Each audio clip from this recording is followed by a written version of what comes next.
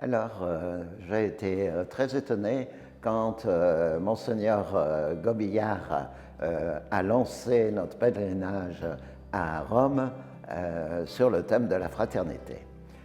Vraiment, c'était un thème qui m'est bien cher et nous avons pu l'expérimenter d'une façon très concrète à travers ce pèlerinage, en mangeant ensemble, en faisant un peu la fête ensemble, mais aussi en priant, méditant et en rencontrant des prêtres que je n'avais pas toujours l'occasion de rencontrer. Et ça a été un moment fort d'échange, d'écoute et de partage.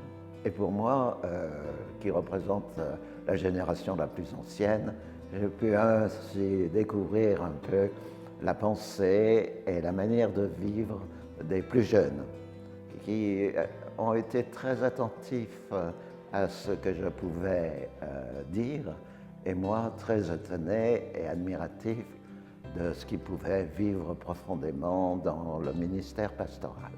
Vraiment, je pense que ça a été un temps d'échange profond. Et pourtant, combien nous sommes différents les uns des autres. D'abord différents, non pas à cause de l'âge uniquement, mais aussi par nos tempéraments, par nos spiritualités, par notre manière de vivre nos ministères, les responsabilités qui nous ont été confiées aux uns et aux autres. Nous sommes très très divers, multiples et divers, et parfois nous paraissons être à l'opposé les uns des autres. Or, en fait, quand on approfondit les relations, on voit que la fraternité est possible. Mais c'est un travail de tous les jours, la fraternité. C'est comme dans l'amour. On doit cultiver cette fraternité entre prêtres, et même si parfois il y a des ronces, il y a aussi des roses. Ce pèlerinage nous a permis aussi de faire des rencontres très intéressantes. D'abord avec le responsable de la communauté Saint-Egidio, qui est un homme extraordinaire qui parcourt le monde pour rétablir la paix dans des conflits parfois très difficiles et très douloureux. Et je trouve bien qu'une communauté catholique puisse faire ce genre de travail pour construire la paix. Et puis, nous avons eu aussi été étonnés de notre rencontre avec le cardinal Stella, qui est un grand prince de l'Église, puisqu'il est au Vatican. Mais il a été d'une simplicité et d'une humilité avec nous, les prêtres, qui nous a beaucoup touchés.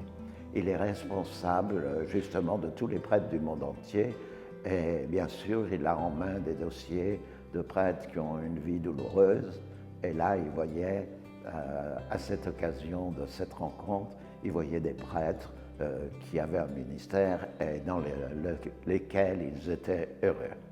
Et puis aussi, une rencontre qui m'a beaucoup marqué, c'est celle du père Bruno-Marie Dufay, qui a une belle responsabilité.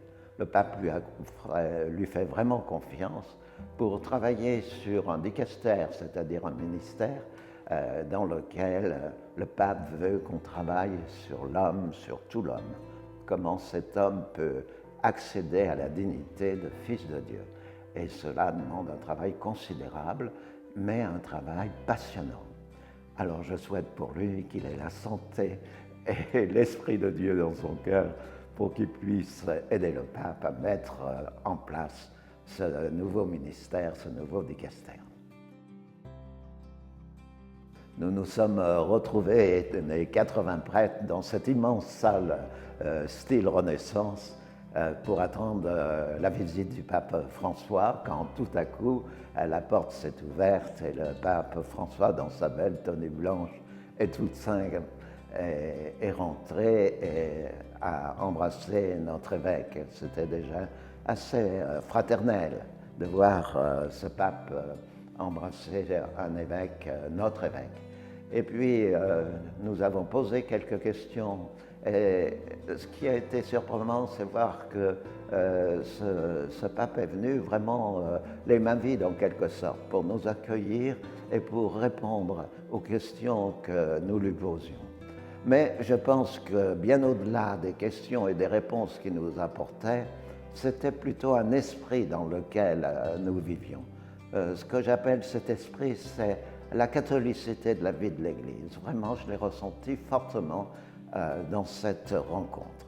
Un homme exceptionnel quand même, et puis d'un courage et d'une volonté. Il a vraiment le souci de guider l'Église. Il est ce pasteur plein de vie, malgré un âge quand même certain. J'étais en admiration devant ça. Et puis, une chose qui m'a beaucoup aussi touché, c'est quand nous nous sommes retrouvés autour de lui et que nous avons chanté ensemble avec lui un chant qui m'a profondément ému. Je crois que nous avons tous été émus à ce moment-là. On sentait que nous étions solidaires de la vie de l'Église.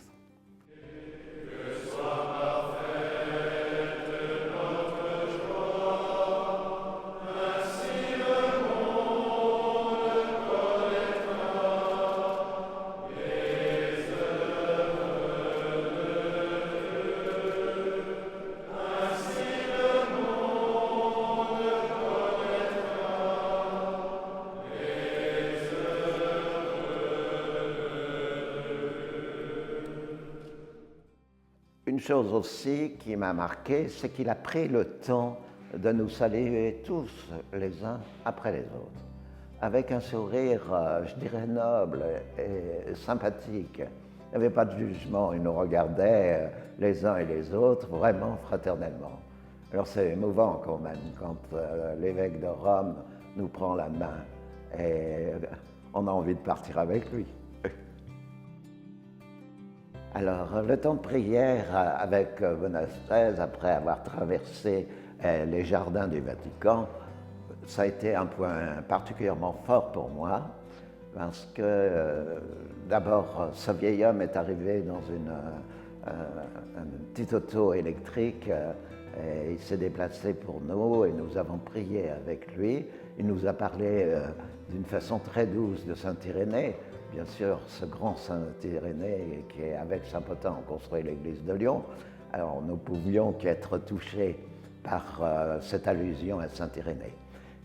Touchés aussi par ce vieil homme, un très vieil homme, le vieillard Siméon, qui est à la fin de sa vie, mais dont les yeux sont déjà dans le ciel, ou disons que ses yeux nous disent déjà le ciel.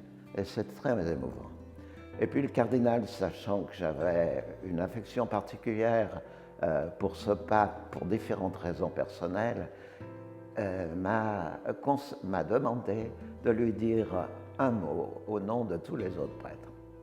Alors j'étais très touché, je me suis mis à genoux devant lui, nous nous sommes pris les mains et je lui ai dit des mots d'amour, bien sûr, de reconnaissance pour son enseignement, pour sa grande spiritualité, pour ce texte merveilleux qu'est l'encyclique Dieu est amour, et puis aussi pour une homélie qu'il avait faite une nuit de Noël qui avait illuminé cette fête pendant plusieurs jours.